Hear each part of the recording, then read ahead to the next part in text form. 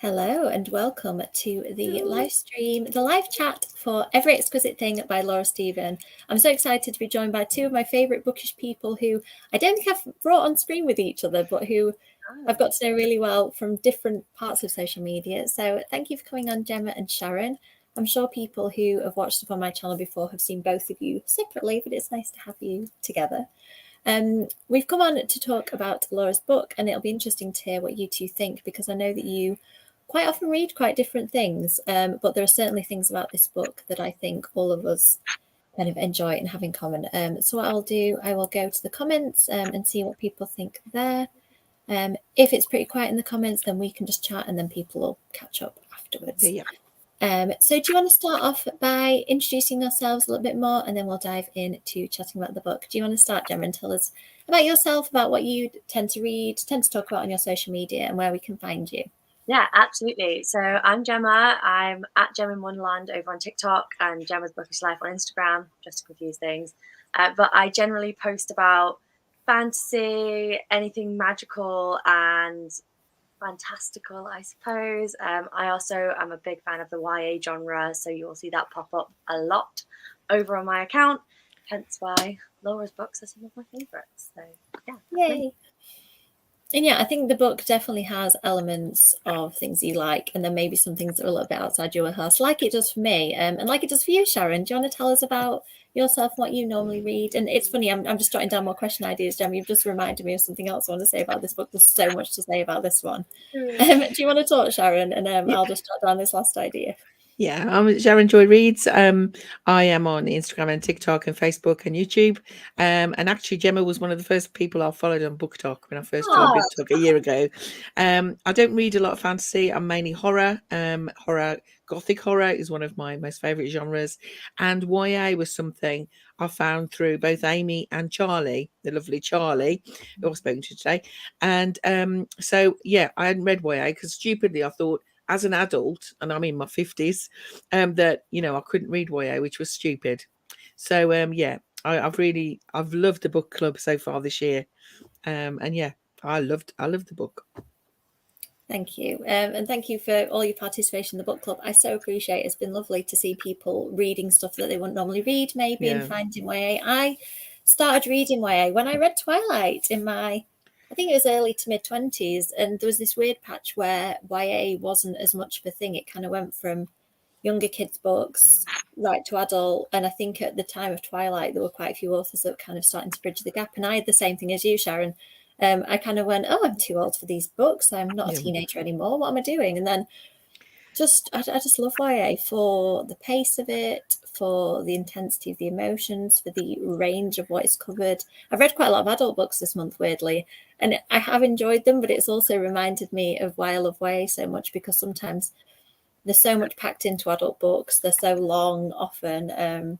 And I think that there's something about YA that it feels like everything's been stripped away and you're just getting, like Laura is really good at doing, you're getting the real meat of the story. So I'll just pop to the comments because a few people are saying hello, and then we'll get straight to talking about Laura's And we've book. all been teenagers with those weird emotions, so we can all kind of connect to that.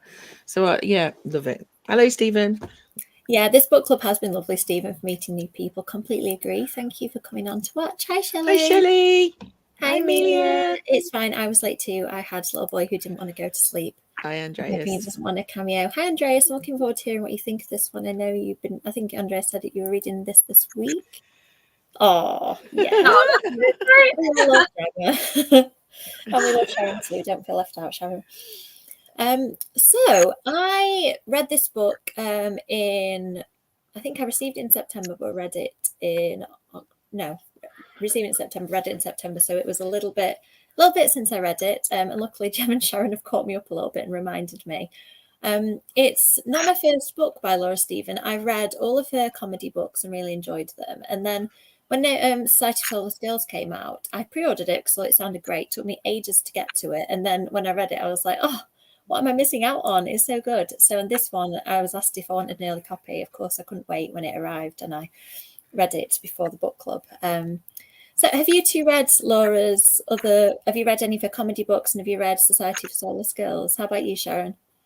I've not read her comedy books. The first book I read by her was A Society for Soulless Girls, and I'm not a fan of retellings usually, but so many people recommended it to me, and I absolutely loved it. I really loved it. I love her writing. Her writing is beautifully descriptive. She's really easy to read. It just kind of flows, you know. So I really loved that one. So that was the first one I read by. This is the second. I haven't read her other stuff. And I think I saw that you've read Society of Soulless Girls, Gem. Is that right? I have, yeah. I actually did it on audiobook, which if you haven't read it already, I would thoroughly recommend the audiobook. The narrators are fantastic. We've got 2 separate female narrators for the split POVs, and it's done so well. But equally, I read that and then just knew I had to read anything else Laura wrote, especially in this kind of new gothic genre she was exploring, because I just thought it was fantastic, and the retelling was done so well. It's like similarly to Sharon, sometimes I feel like retellings can fall a bit flat, but this one, it was done fantastically, and same with Every Exquisite Thing, fantastic retelling. So we've all mentioned the word retelling quite a few times, so let's jump in on that. I feel the same about retellings. If I see, it's a Beauty and the Beast retelling, another one, or it's a, I don't know, something else retelling that I've read loads of times, I don't tend to be that excited. It depends on the author for me. Like Mia Kuznier, if I see that she's doing a retelling, like her latest one was Great Gatsby meets Swan Lake, that comp plus Mia's writing, I was like, yes, I'm going to read that. So I think retellings can be a bit of a hard sell. For me, it's because I know what's going to happen, which sounds really silly and obvious, but like the Romeo and Juliet one that Chloe Gong wrote, I thought she did it great, but it's really difficult to have kind of, you know, high stakes and high intensity and impact when you know what's going to happen. So I'm curious what you both think about retellings in general, and then how you think Laura tackled it. Do you want to start, Gem?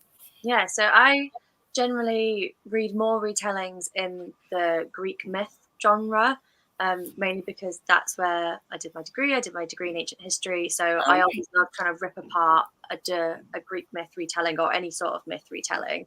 And I always find that they're a bit easier to do because there's a lot more freedom with the stories. They've been retold so many times already in different translations that it's always a lot easier for authors to play around with. So I'm always a lot more reluctant with kind of those classic stories being retold. Similarly, I get a bit bored by the constant Beauty and the Beast retelling that keeps popping up again and again. But I feel like what makes Laura's book special here with these retellings is that she picks retellings of books that aren't necessarily trodden quite as regularly. So obviously Jacqueline Hyde for Society of Soulless Girls, and then Dorian Gray for this book. That I don't really feel like you see YA retellings of those books so often. Maybe Jacqueline Hyde a bit more often, but not so much in the way that Laura explored it. So I thought that was a really fun twist on the stories. I think they're quite light touch retellings as well, aren't they? That they're not, because they're quite, I'm finished. Picture of Dorian Gray. I DNF'd it so far. I'm going to try and read it again. But certainly Jacqueline Hyde, it's quite simple in the storytelling. I think it's brilliant, but she added a lot of meat to the bones of it, I thought, and made it very current and very female-centered. And the same with Every Exquisite Thing. It's like she takes the central premise and then completely goes in a direction. I think maybe that's why it works so well for me. How about you, Sharon? What do you normally think of retellings, and then what do you think of Laura's? I don't like retellings. I also did, one of my degrees is in ancient history, although Egyptian. But so I don't like Greek retellings. I don't like storybook retellings. I don't like any of it. I feel it's really lazy writing to me. It's taking something that's been done so often and is often done really badly. So it's not something I would normally pick up. I think what's really good with Laura's, and there's a couple of others I've really enjoyed, is that she takes a story. There is a beloved Gothic horror story. I love Gothic horror. It's my favourite genre, especially Edwardian and Victorian. I love the way it reads. I love the descriptiveness of it. And she takes something and she twists it. She takes really a very small element of it. In Soulless Girls, it's rage, the female rage she takes, and turns it into this fantastically, wonderfully sapphic story. And in Every Exquisite Thing, she takes the portrait part and turns it around. So I think she does something quite new with the retelling that other authors don't do. They just take it and as you say, what's coming, so it's a little bit okay. So I think she has a really unique way of taking something and twisting it and making it into a different story. I think this was a different story. We'll go into it, of course, but the element of the labyrinth of mirrors. I mean, in the background of the portraits. I mean, I loved that imagery. So I think she has a really clever way of twisting something that's been retold. Yeah, completely agreed. And that actually leads on nicely to something else I wanted to talk to you about. Because before I came on this, I like to think about what genre the book is and like tease out the tropes of the genre. But I don't know what genre this is. Like, is it dark academia? Is it horror? I did a horror panel with Laura the other day, and she was very much talking about the horror elements of it. But I feel like that isn't all it is. So I was kind of interested, which genre elements were you the most drawn to in it, and how would you classify it as a book? What about you, Sharon?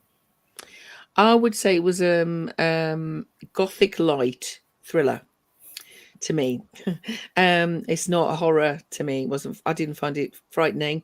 I think some of the discussions around real life incidents, especially with the body image part, was really interesting, and certainly is an horrific thing for people who suffer from it. Yeah. But I felt it was more of a thriller mystery kind of, with a gothic element. I found her writing I find her writing quite beautiful. It's almost It's almost purple prose, isn't it? It's not as inaccessible as some purple prose, but it's almost there. But yeah, so I would classify it as a mystery thriller, in the gothic vein. Yeah, I did find bits of it quite kind of creepy, and some of the imagery kind of bordering on horrific to me. Yeah, I think if I was going to really pin down, I'd say like dark academia thriller. But how about you, Gemma? What would you classify it as? Like, which particular elements did you really vibe with? Yeah, I similarly would say it's a dark academia adjacent with like gothic elements, mainly because obviously you had the whole conversation around the institution of Dorian as a place and everything that went into that, who was in charge, who was in power, and then the fact that it was founded by someone who essentially founded the school to manipulate female insecurity, which I think that is what gave it the dark academia element for me, because of that, not just because of the setting, but because of the idea that this is a very real thing in drama school. There's a lot of thriving on insecurity that does happen for people, and all of the horrific thing that's happened about it. Because I went to Laura's launch event for the book down in London, and when we were chatting about it, she was talking about all the research that she did and all of the things that she makes the students do in Dorian are real life exercises that people have to do in drama schools. So I thought that kind of like real life investment is what made it the dark academia for me. Yeah, I think Laura is really good at making things really realistic. Like, one of her books was called Love Hypothesis, and one of the characters was a scientist, and it was, I don't remember exactly, but it was something to do like a formula that she tested on herself, and it kind of has hilarious consequences as opposed to the kind of dark ones like Inside Two Solar Skills. So I think Laura's very clever and very good at making a world feel really real. So maybe that's a good point to talk about. We've talked a little about Laura's writing and the fact that we really like it and the world building. Is there anything else you want to say about that, Gemma? What did you think of kind of how she tied the world building to the picture of Dorian Gray, but also the world building in and of itself? What did you think of it? Yeah, it's very, very clear that Laura puts a lot of time and effort into researching her books and padding them out and what she decides to put into them. But I think she also just does it very, very cleverly. Like, just the way that she wove the real life into Dorian Gray was fantastically done. It was seamless. If you hadn't have known necessarily that it was Dorian Gray, the only obvious nod to it is obviously the name of the school. But apart from that, it's almost like she's completely taken this classic beloved story and she's managed to make it into something that's fun and fresh for an entire new generation. I also love her sapphic elements of her story. I think she writes them beautifully. They're so well done, in both books that I've read by her. The sapphic elements are some of my favorites. I think she writes the relationships beautifully. I really enjoy the way that she writes things and the way that she makes things poetic without going over the top and making it inaccessible, like Sharon was mentioning before. Yes, completely agreed. And we'll definitely talk about the relationships and the sapphic elements next, because that's something I really enjoyed too. While we're on the world building, Sharon, is there anything you want to add to what Gemma's already said? I agree completely. And I just find that the way she weaves in, and not only the story, it hints at Dorian Gray, doesn't it? I love the idea that the mass painter, his first painting was Dorian Gray. I love that. I thought that was just a brilliant flick back to the original text. But the way she deals with generational trauma, I find fascinating. Do you know, the whole kind of the eating disorder, the obsession with body image, the the obsession with looks and being thin, and I was in the entertainment industry for years, so this is very realistic what she was talking about. She's obviously researched that really, really well. I found that fascinating, the fact that she was so obsessed, so desperate to have control over one part of her life that she was starving herself to death. And I thought that was really, really well done. And she has a wonderful way of, as Gemma says, weaving it together to make it so accessible, so readable. It flows so easily that it's not difficult to read. And it doesn't feel stilted at all. It just makes sense. So, yeah, I absolutely loved the world building in this. It's scarily believable, isn't it? That a young woman given that choice in that position would make that decision if it didn't feel. I'm just going to jump to the comments because a couple of people are agreeing with us. We've got Amelia loves the dark academia gothic feel. Yeah, definitely mild on the horror, but I appreciate that. Yep, agreed. Completely agreed. And Laura's just had a new book announced, coming out not next year, but the year after. That sounds amazing. That's like a time, not a time travel romance, like a spanning time reincarnation type romance, I think. A bit sci-fi. Yeah, I think so. It sounds really interesting. Yep, that's very well put, Amelia. So I think what Laura's become really well known for, and this was in her comedy books as well, is writing really compelling relationships, and particularly leaning into sapphic relationships. And I love the fact that in this book, the relationship that I thought was going to be wasn't actually the one. Yes. That kind of ended up. That felt very real to me, being a teenager. Like, the person that you are obsessed with and drawn to isn't necessarily the one you're going to end up with. Like you said, Jem, I'm not sure. Was it love triangle? Was it kind of couple and then separate couple? It's not a true love triangle. Yeah, options. Not a true love triangle, but teenage relationships, you know what they're like. Yeah, so that kind of leads me on to, what did you think of that? Like, how do you think Laura develops relationships, and what did you think of the characters in this book? Like, were they believable to you? Did you like them? What did you think, Jem? I thought it was done so well. I was quietly rooting for Catalina the whole time, because in my heart I was just like, this is the kind of person I would have needed, like at 18, starting uni. This is exactly the kind of person you need in your life. But of course, Davina's the one she ends up obsessed with, which again is so believable. This mysterious, beautiful girl who's crazily talented. Everyone seems to love her. Of course, she's going to become obsessed with her. And in that situation, you naturally would. But the thing that I love as well is just the teenage nature of it all, with the complete whiplash of Davina and Penny being so horrible to each other, and then the next second they're just making out, and it's like, I was just like, this is like experience 101. It was hilarious, but also so well done. And then just the fact that was kind of like oh yeah, I did that, I made a mistake, and now I've picked the person who's actually healthy for me. And it was nice that happened, and they kind of gave both relationships their moment, and then went with the one that was best for Penny in the end. Yeah, I think the whole book was Penny's growth, wasn't it? And unpicking what she'd done, realizing that actually that it was the exact opposite of what she actually needed. I think Davina represented what she thought she wanted and needed, and then Catalina was actually what she did need, and the kind of healthy relationship at the end of it. I like the fact that Laura kind of kept us guessing as well, and that it wasn't necessarily clear cut, because I think quite often in YA I do get a little bit, and adult books too, there's this very toxic person who is completely the wrong person for you, and they spend 3 books kind of getting together with this person and then marrying them at the end, and you're like, oh, that I feel like that shouldn't be the point. Like, this toxic person is your kind of is your reward at the end of it. I liked the fact that the kind of conventional YA enemies to lovers thing, it got flipped a little bit. How about you, Sharon? Because I know romance isn't your favourite thing quite often. What did you think of it? No, it's not. It's not unless someone's dying horrifically. That's my kind of jam. I love sapphic romance. I just think it's done really beautifully in this. I think she does it beautifully, and there's a gentle touch to it. It's not, it's charming in a way. I mean, I love Catalina. She's bookish, so of course we all love her, and she's a D&D master. Of course we all love her.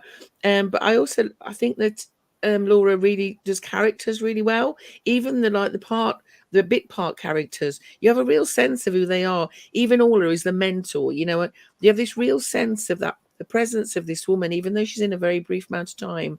I really like Maisie too, even though she's a terrible gossip.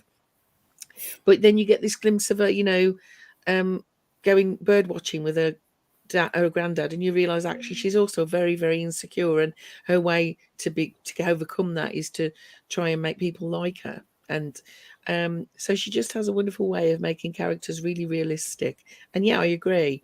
I love that we all do that. We all fancy the bad girl or bad boy image, isn't it? We all do that. And then we grow up and realize that actually they're more trouble than they're worth. And you want somebody who's actually a little bit stable. Catalina's the stability in this story, isn't she? She's the stable character. She's the one who keeps everyone calm. And I loved the fact that Penny realised how much she cared for her when she was dragged to the bottom of the lake and she was going to die, and she was willing to die to save her. I thought that was terribly romantic. As you said, I'm not a romantic person, but I thought that was beautifully done. Well, Laura has done well if she's managed to kind of turn you onto the side of romance, Sharon, I think. I'm not on the side of romance. I'm romance adjacent, Amy. Okay. Well, adjacent is as close as I think we're ever going to get you, probably, isn't it? What did you think of that flip? I felt like the genre did take a little bit of a turn at that point at the end, and I feel like maybe that could be polarizing. Like, for me, it isn't my favorite trope. Like, the kind of, even in books I really enjoy, going into another world, I find a bit jarring sometimes, because it's like I've been in this real world and I can kind of cope with magical realism elements that are quite small, like the paintings was just small enough for me to cope with. But actually I thought Laura did the other world thing really well, even though it isn't my favorite. I feel like with you and the romance, I feel like I accepted it because it was delivered well. What did you think, Jen, were you surprised that it went that way, and did you enjoy it that it did? Yeah, I feel like I really enjoyed it that it went that way. I thought it was a fantastic way for Penny to deal with that generational trauma that she had. I had no idea how Laura was going to tie this thing up with her mum. Like, I just felt like she couldn't leave it with them just fully hating each other, and Penny not having the closure that she needs. Because although she kind of left and she was happy to leave her mum at that point, she didn't have the closure that she needed. So I thought that was such a lovely way to do it, without her having to kind of accept all of the horrible things that her mum had done to her. That was a really nice way for her to move past it. And I thought that was very cleverly done. And it was also a nice way to kind of explain the killings without it having to be someone actually going in and destroying the paintings. It added a really fun twist to the murder side of things as well, which kind of kept you guessing a bit longer. And yeah, I think equally just the way that the other world was behind the paintings is kind of what made it really good, because it was all rooted in that anchor, in that creation. The real you goes behind the painting when it exists, and it's trapped there, stuck there, just waiting to get out, but can still access the real world as well and see the mistakes that this you who's made this decision is making. Yeah, it's like a clever analogy, isn't it? Like the different facets of our personality, and like the things that you can do sometimes that surprise yourself, like the lengths that you don't realize you'll go to. I did wonder with the locked room thing whether I thought this solution is not to be really satisfying, because she's created this seemingly impenetrable fortress, and part of me was thinking, why don't they just stand and wait by this locked door and wait for the person to come in? And that was obviously because it was going to go in a different direction. I think that some books might have gone down the route of trying to explain it in a really silly, far-fetched way. And it was obviously far-fetched, but it was like plausible and consistent with the world. I thought it was clever. How about you, Sharon? What did you think when it took that turn? I really like that. Sci-fi is one of my favourite genres, and it does dip into that a little bit. And I really love that image of her watching the paintings to see who was slashing it, and she saw that come from behind, and she knows there's the wall behind there. I thought that was a fantastic, actually quite creepy image. Actually, it's like, where's that coming from? I thought it also tied in very much, as Gemma says, into the generational trauma of the fact that she's surrounded in the other world. She's surrounded by mirrors, constantly reflecting back at her image. And I thought that was really, really well done. I felt it was very sad that her mother was such an horrific force in her life, in real life.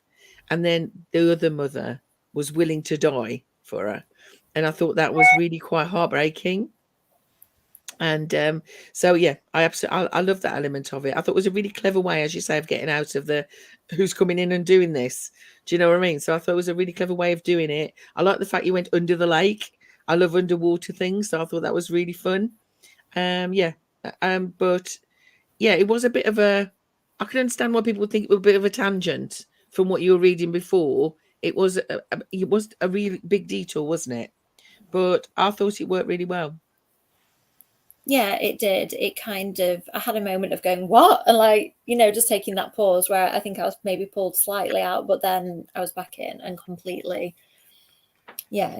for it. And I think that there were a lot, like you said, Gemma, of difficult things to tie up in the book. And I thought that she used that fantastical world to kind of do and explore. And I think it's really bold as an author to really tackle head on some issues that a lot of teenagers will be going through, a lot of adults will be going through, and to show that you can get out of it the other side. And we were talking about at the event I did the other day, horror as a vehicle for exploring lots of complex things. And Laura said part of why she likes it is that she wants to delve into some bleak and difficult subjects, but she wants to show teenagers that there is a light at the end of the tunnel as well, and that she thinks that YA horror should end on a note of hope. And I think that this book really does that.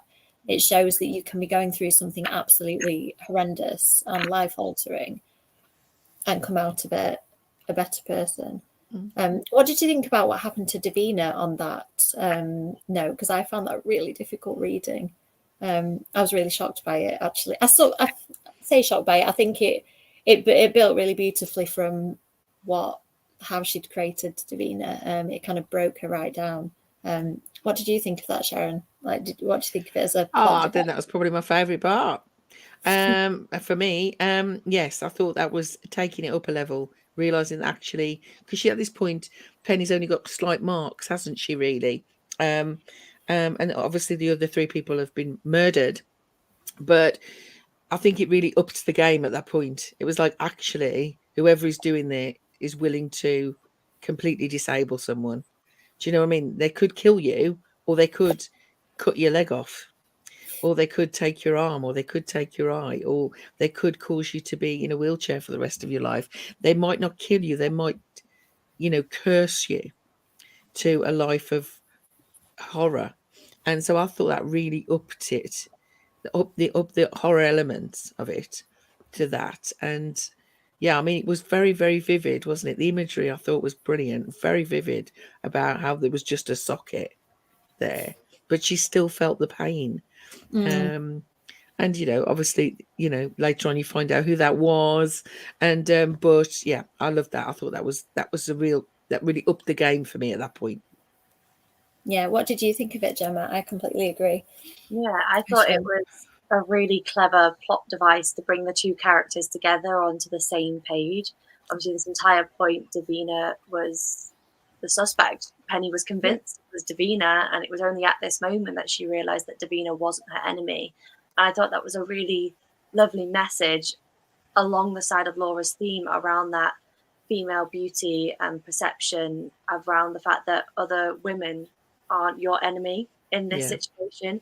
You're all suffering from the same devices. You're all struggling in the same way.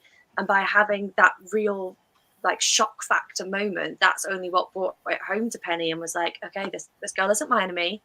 We're both going through this together and we need to band together. And I thought that was a real big turning point for Penny as well on her journey through the book.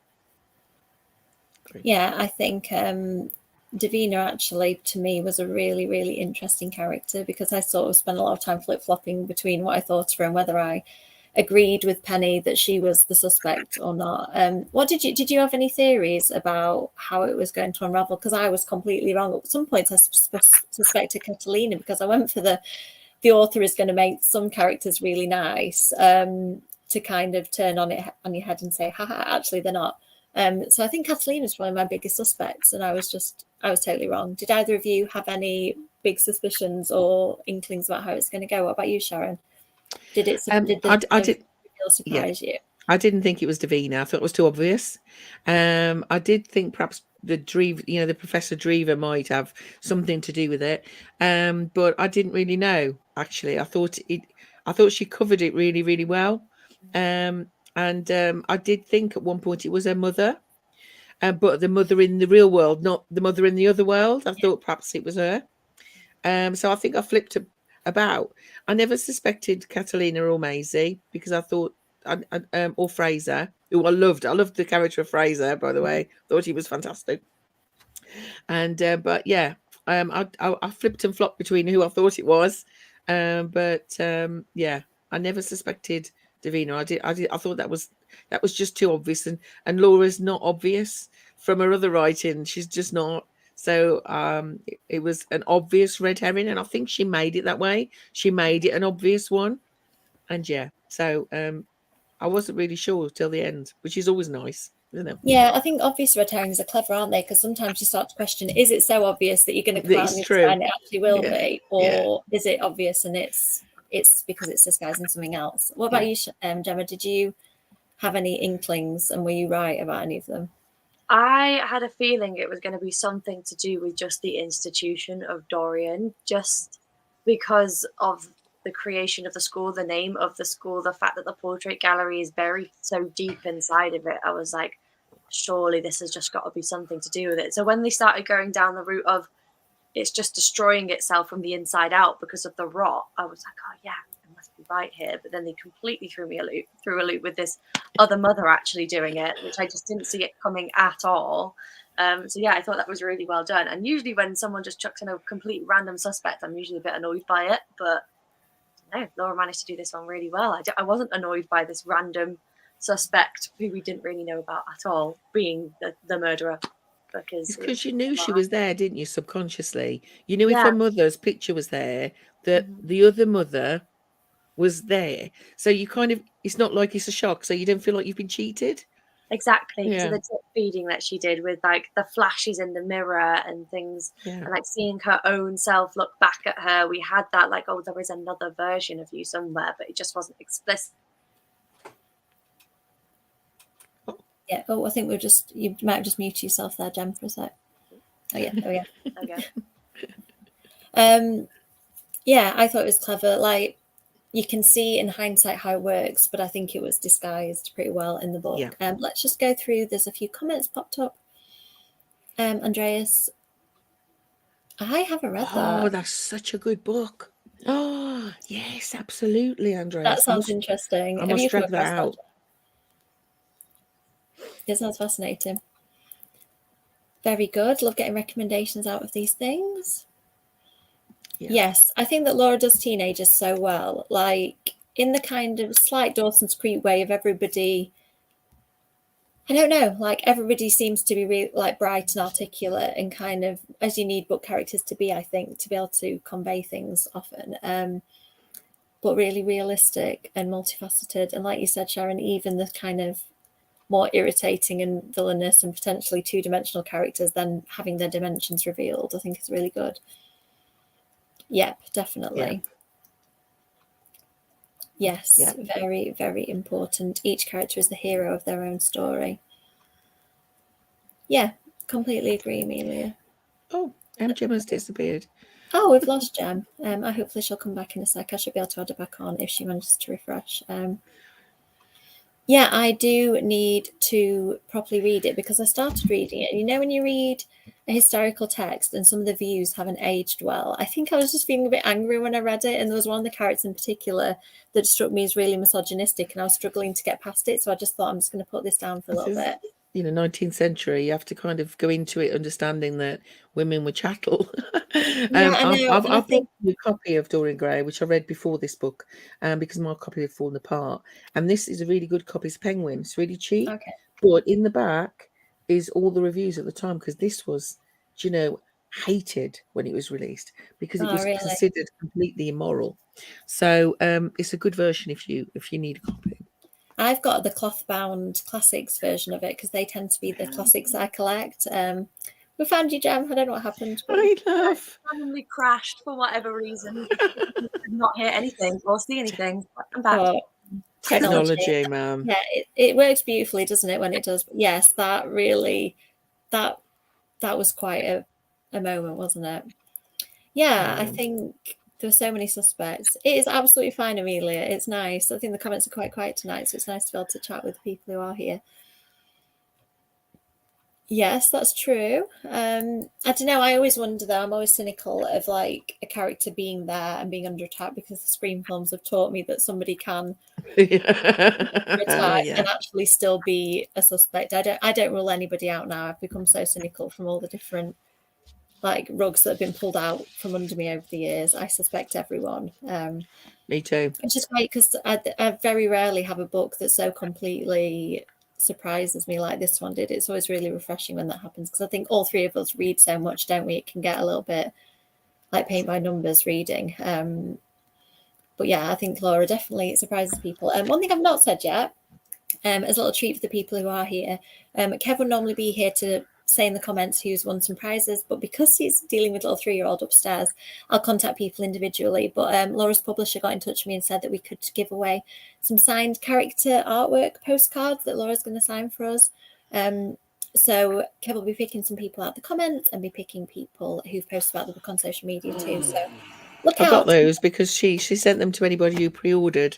Oh, brilliant! So, they and there's 2 of them. There's one for this book and one for Soulless Girls, Society of Soulless Girls as well. And it's beautiful artwork. Yeah, nice. So let's see what Amelia's adding. Yeah, exactly. I love Randy, the way he explains how everything works and nothing works at the same time. He had a great death too. Yeah. Oh, I kind of think it was too early in the franchise. When we rewatched them, I forgot how early that happened. Like he had such an impact on me as a character. I think I thought he was in it for longer. Sorry, should have warned about the Scream spoilers as well as the Laura Stevens spoilers. So that just about brings us to the end of this chat. Thank you so much, everybody, for chatting. But I just need to ask you two, for people who are fans of Laura's books, is there anything that you can recommend? I'm actually struggling because I don't read a lot of stuff like Laura's. I think she's quite unique. I'm going to try and have a think if you two have got answers. I'll try and think of an answer too. How about you, Gemma? I've got a couple. If you generally enjoy Laura's atmospheric story writing, where it's kind of gothic elements, dark academia adjacent, I would really recommend A Study in Drowning by Ava Reid. Fantastic book, beautifully written. If you really enjoy Laura's style of writing, you will absolutely enjoy Ava's, so thoroughly recommend that. And then if you liked the kind of gothic horror adjacent sapphic elements of Laura's stories, I would really recommend All the Dead Lie Down, which is a YA gothic haunted house story about the Blythe sisters. Someone is sent in to look after them, and then suddenly dead things start appearing, and there's a whole mystery shrouded around the house, and there's a lot of similar fantastical elements when it comes to that as well, and that was really fun. I enjoyed reading that last month, so would recommend. Awesome recommendations. You've actually just reminded me of some gem. There's an author called Anna Marie McLemore who I think is more popular in the US, but I've read a lot of her books, and they are very queer. There's lots of different representation. Also, there's trans representation, and they are more magical realism, the ones I've read. But some of the kind of grotesqueries of the magical realism side in Laura's come through in there's one called The Weight of Feathers, where a character actually has feathers as part of their body, and there's some of the other ones where like plants grow out of people and things like that. So if you enjoy that kind of macabre like touches of body horror, Anna Marie McLemore does that really well. How about you, Sharon? Have you got any recommendations? Gothic horror I could go on for a long time, but I prefer classic Gothic horror. So I've gone more for the YA books that deal with trauma, especially for teenagers. So I really loved this one, Happy Head, which is a book about a retreat that tries to make children happy, and it's very, very dark. It's also got LGBTQI rep. It's really, really fantastic. Great story, brilliant. And if you wanted to deal with grief for teenagers, We're All Constellations by Amy Beasel. Absolutely fantastic story that talks about teenagers and how they deal with grief. I just loved this. I loved this book. It was one of the first YA books I ever read. And absolutely, apart from this and Mina, I read these at the same time. They're quite different, I think, from the sound of it. And I loved it. So, yeah, I mean, from a gothic horror respect, House of Hollow, I suppose, is also a YA that is also very gothic, very much with that kind of rotting kind of atmosphere to it.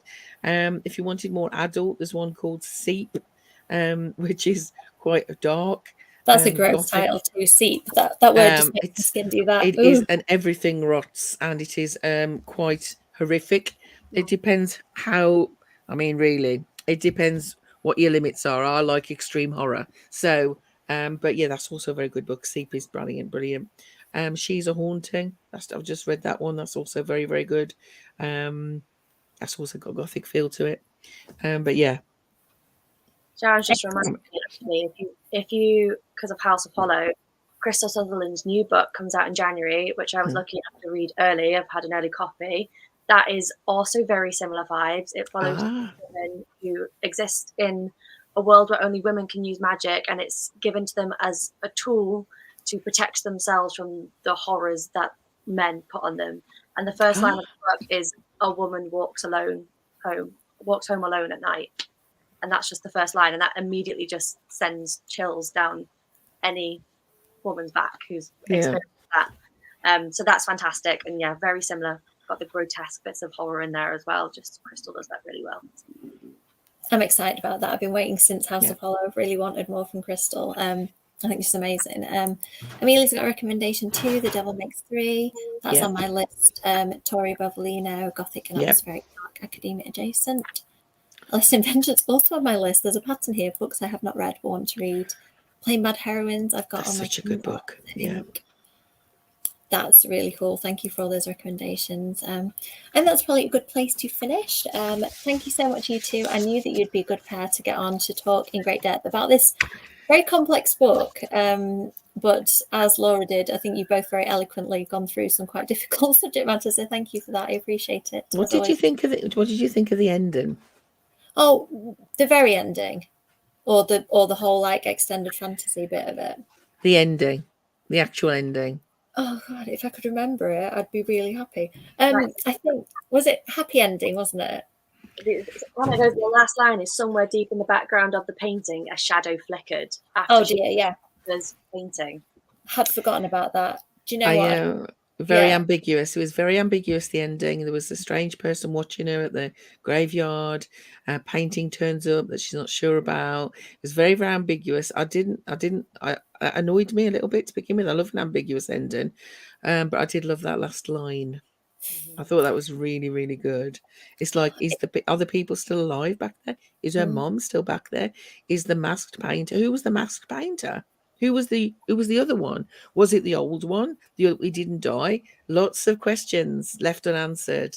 And loved that. Sorry to interrupt you, Amy. No, it's fine. I was just going to say I have mixed feelings about open-ended endings as well. But I think that in the horror movie tradition, it's quite nice to have a little nod to the fact that this doesn't end with this book. Exactly. I quite like books that make you think that their world is real and that their world continues when you've stopped reading. That's quite chilling, isn't it?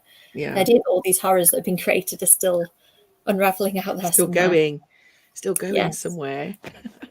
Yeah, I'd forgotten about that, Sharon. Thank you for reminding me. This is what happens when I have. To be fair, I've not read loads of books since that one, but I've been so busy editing that I think everything but Mina's gone out of my brain at the moment. Thanks, Amelia. Thanks, Niels. Thanks, you. Andreas. It was a great discussion. Thanks, Andreas, for being here. Yes. Yeah. You know what? I think if you can't execute it brilliantly and make it really satisfying, it's best to leave it a mystery with things like that. Do we need to know? I don't know. Without spoiling Dorian Gray too much for people, I don't know whether that was revealed in that or not. Was it? Was it revealed? Okay, so in that case, it's fitting then, isn't it? I think with It a also has an ambiguous ending, yeah. Yeah, with the retelling, if you stick to some of the rules of the book, and I think I really like a retelling where it ends up where you expected it to, but you're still holding out hope and kind of rooting for the characters and seeing them as their own thing. If you're just seeing them as being on a treadmill because they're on this retelling path, I think that's where it's less interesting. But if you still feel that the stakes are really high, even if the books line up, which I think Laura did really well. Yes, so it is 8:20 on a Friday night, so I hope you two both go and have a lovely rest of the weekend. I hope everybody watching does. Thank you so much for watching. Next month we are reading Big Bad Me by Aisling O'Loughlin, which I have read and I'm super excited to read again. I read a really early copy of it. Thank you, Sharon, for being organised. I've been in a mad rush today. It's really fun. If you're a Buffy fan, if you're a Mina fan, if you're a 16 Souls fan, it has kind of all those vibes and more. So hopefully I'll catch some of you in that discussion. So thank you, everyone, and I'll hopefully see you soon. Bye.